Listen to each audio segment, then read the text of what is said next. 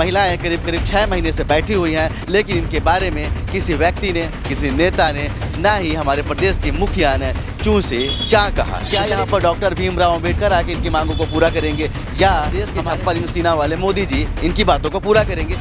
एक छोटे छोटे बच्चे को छोड़ के आए हैं, हम लोग के बच्चे का भविष्य बिगाड़ रहे हैं। इनके बच्चों को भी उसी शिक्षा का अधिकार है, इनको बच्चों को भी उसी लाइफ स्टाइल और वैसे ही समाज में रह के जीने का अधिकार है जिसमें हमारे बच्चे जीते हैं, जिसमें नेताओं के बच्चे जीते हैं। क्योंकि उनकी संख्या लाखों में थी, इस कारण से सरकार को पता था कि अगर वो सब चाह लेंगे तो उनका वोट नहीं मिलेगा। तो पापा की कमी खलती है बहुत, हर रोज हर पल कमी खलती है और निश्चित तौर पर कमी खलती ही होगी।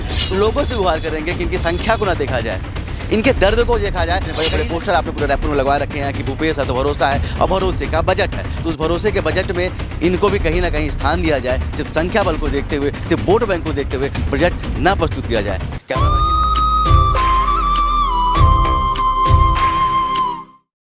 परसों होली आने वाली है और अभी मैं बूढ़ा तालाब में हूँ। मेरे पीछे देखिए स्वामी विवेकानंद की प्रतिमा जो तालाब के बीच में स्थापित है और उस साइड पे स्वामी विवेकानंद जी हैं और उसके जस्ट दूसरे साइड पे कुछ महिलाएं हैं और महिलाओं के साथ में कुछ फ़ोटो इनके साथ में दिखाना चाहूँगा। कुछ फ़ोटो है जिन पे हार और माला रखा हुआ है, जिसमें हमारे छत्तीसगढ़ महतारी हैं, हमारे देश के राष्ट्रपिता महात्मा गांधी हैं और साथ में संविधान को बनाने वाले डॉक्टर भीमराव अंबेडकर हैं। और इन सब की प्रतिमाओं पर माला चढ़ा के कुछ महिलाएँ यहाँ पर बैठी हुई हैं।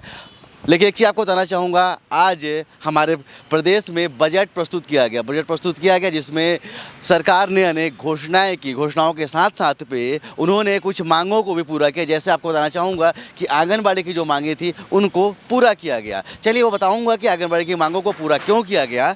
लेकिन अब देखिए पीछे पीछे कुछ पटाखों की आवाज़ भी आ रही है, क्योंकि आज का बजट भरोसे का बजट था। भरोसे का बजट हमारे प्रदेश के मुखिया ने प्रस्तुत किया है। तो चलिए कुछ महिलाएँ यहाँ पर बैठी हैं, उन महिलाओं से पूछते हैं कि क्या प्रदेश के मुखिया पे इनको अब भरोसा बचा है, क्योंकि आने वाले कुछ महीनों बाद चुनाव है। ये इस प्रदेश का आखिरी बजट था और ये महिलाएं करीब करीब 6 महीने से बैठी हुई हैं, लेकिन इनके बारे में किसी व्यक्ति ने, किसी नेता ने, ना ही हमारे प्रदेश के मुखिया ने चूं से चा कहा। तो चलिए इनसे बात करते हैं कि अब ये आखिर क्यों बैठी हैं। क्योंकि हमारे प्रदेश का बजट तो ख़त्म हो चुका है, अब अलग से बजट तो आएगा नहीं, तो अब ये किससे उम्मीद कर रही हैं? क्या यहाँ पर डॉक्टर भीमराव अंबेडकर आके इनकी मांगों को पूरा करेंगे या हमारे देश के छप्पर इन सीना वाले मोदी जी इनकी बातों को पूरा करेंगे? इनसे पूछते हैं कि ये भरोसा किस पे कर रही हैं और ये बैठी क्यों हैं। आपने कुछ दिन पहले देखा होगा कि यहीं पर से एक महिला हमारे साथ में है, उन्होंने मुंडन कराया था कि अगर सरकार हमारी बातें नहीं मान रही है, उससे दुखी होकर के इन्होंने मुंडन कराया था। और जो वीडियो पूरे प्रदेश में काफ़ी ज़्यादा वायरल हुआ था। कुछ दिन पहले एक महिला ने ग्लानिपूर्वक इसी तालाब पे जाके छलांग लगाकर अपनी जान देने की कोशिश की थी, लेकिन इसके बाद भी ना तो यहाँ पर सरकारें आईं, ना तो यहाँ पर नेता आए और ना ही यहाँ पर किसी तरह के कोई प्रशासनिक मंत्री या कोई प्रशासनिक अधिकारी आया कि आखिर आप लोग क्यों बैठे हुए हैं। तो चलिए हम इनसे पूछते हैं कि आखिर अब ये बैठे क्यों हैं, आप लोग अब क्यों बैठे हैं? हमारी एक सूत्री मांगे अनुकंपा नियुक्ति के लिए बैठे हैं और अपने पति के अधिकार को मांग रहे हैं और अपने पति का जगह खाली है और उनका पैसा भी खाली है, तो हम अपने पति के अधिकार को मांग रहे हैं। आज बजट में हो जाएगा करके हमें 100% उम्मीद था। तो एक ऐसे सरकार है कि सीएम हाउस के कुछ ही दूरी पे बैठे हैं विधवा महिलाएं, तो उनको दिखाई नहीं देता, उनका आँख रहता तो देखता और कान रहते तो सुनते हो।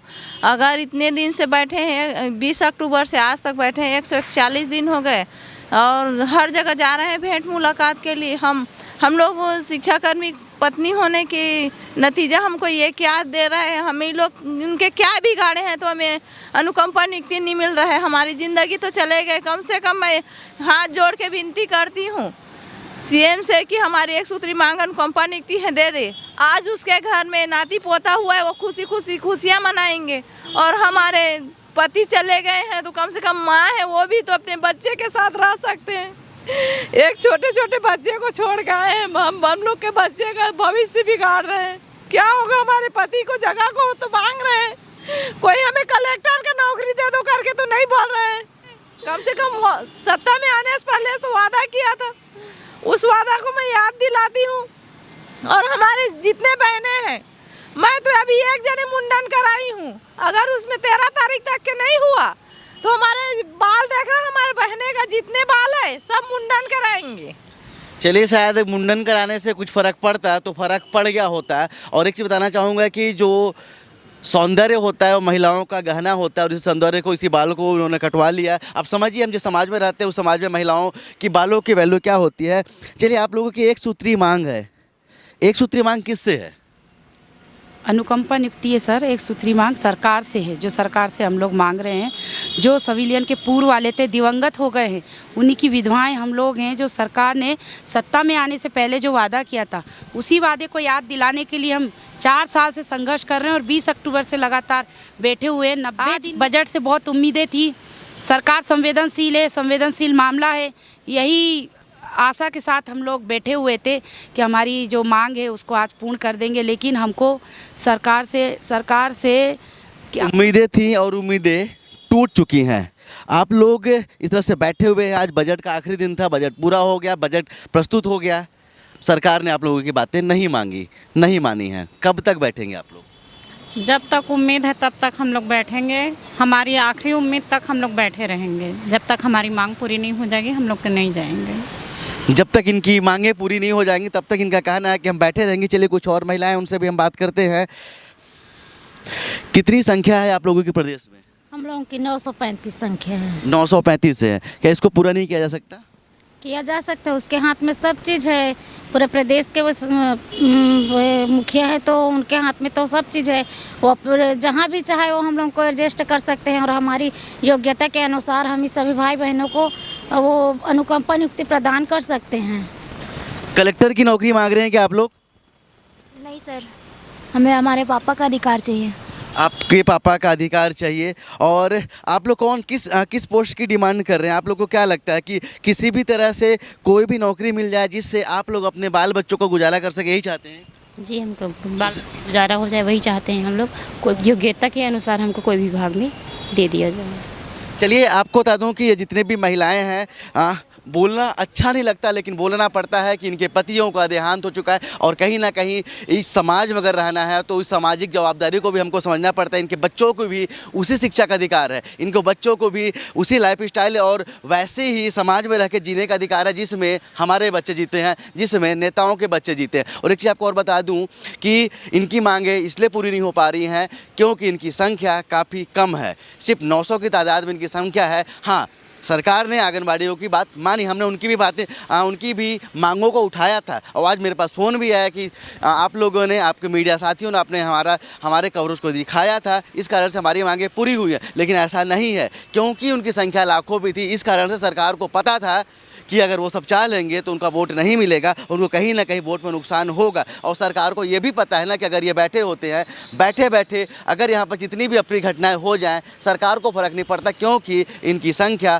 काफ़ी कम है और इस कारण से सरकार गंभीर नहीं हो रही है। लेकिन एक बार हमें समझना पड़ेगा और हमारे प्रदेश के मीडिया को समझना पड़ेगा कि इस देश में रहते हैं, वहाँ पर इस देश को पुरुष प्रधान देश माना जाता है। और इस पुरुष प्रधान देश में महिलाएं कितनी सुरक्षित हैं और कितनी संघर्ष करते हैं, उनके पतियों को देहांत हो जाता है, तो ये किसी से छुपा नहीं है। सही कह रहा हूँ मैं? सही। हमारा देश है पुरुष प्रधान देश। हाँ, दिक्कत होती है जब महिलाएं विधवा हो जाती हैं। हाँ, बहुत दिक्कत होती है। सही कह रहा हूँ छोटू? जी क्या सर। नाम है आपका? शिवम पैकरा सर, जसपुर जिला से। जसपुर जिला से हो आप? आपकी मम्मी कहाँ है? घर में है। घर पे है। अब उनके बदले में आप कर रहे हो? आप पे हाँ, मैं स्कूल नहीं जाते हो? स्कूल जाता हूँ सर। कौन सी क्लास में पढ़ते हो? मैं अभी 12th में। 12th में पढ़ते हो। मम्मी घर पे, आप यहाँ पे हो? हाँ, यहाँ पे हूँ। क्या चाहते हो? एक सूत्री मांग है अनुकंपा नियुक्ति, वही चाहते हैं बस। तुमको दिक्कत होती है? हाँ सर, बहुत दिक्कत होती है। पापा की कमी खलती है? बहुत, हर रोज़ हर पल से। हर रोज़ हर पल कमी खलती है और निश्चित तौर पर कमी खलती ही होगी। तो क्योंकि हमें पता है और सभी को पता है, हमारे समाज में जितने भी लोग रहते हैं सबको पता है कि अगर कहीं ना कहीं किसी भी फैमिली में अगर उसके मुखिया का देहांत हो जाता है तो कितनी बड़ी प्रॉब्लम आती है। तो चलिए एक बार हम फिर से गुहार करेंगे, लोगों से गुहार करेंगे कि इनकी संख्या को ना देखा जाए, इनके दर्द को देखा जाए। और कहीं ना कहीं आप सबके पति काम करते थे, मेहनत से काम करते थे? जी जी जी करते थे। और काम के समय में उनकी मृत्यु हो गई? जी। तो चलिए हम भी एक बार शासन से गुहार करेंगे कि सर अभी भी आपके पास समय है, आपका जो ये बजट सत्र अभी चलेगा, आपका जो विधानसभा का सत्र है वो चलेगा, तो एक बार एक बार इनके दुख को समझाया गया है। 900 या 920 या 925 या 950 का जो आंकड़ा है ये कोई ज़्यादा बड़ा आंकड़ा नहीं होता है। और आप कहीं ना कहीं ऐसे महिलाओं को, ऐसे जो महिला यहाँ पर बैठी हुई इतने दिनों से, उनके जो अपने हक की मांग कर रही हैं, उनके हक के लिए आप उनको कहीं भी लगा सकते हैं, क्योंकि आपके पास में इतनी वैकेंसियाँ हैं। आपको बताना चाहूँगा कि हमारे प्रदेश में 2018 के बाद से नौकरी हुई नहीं है, आई नहीं है, तो कम से कम 990 950 लोगों को तो आप लगा ही सकते हैं इनकी योग्यता के आधार पर।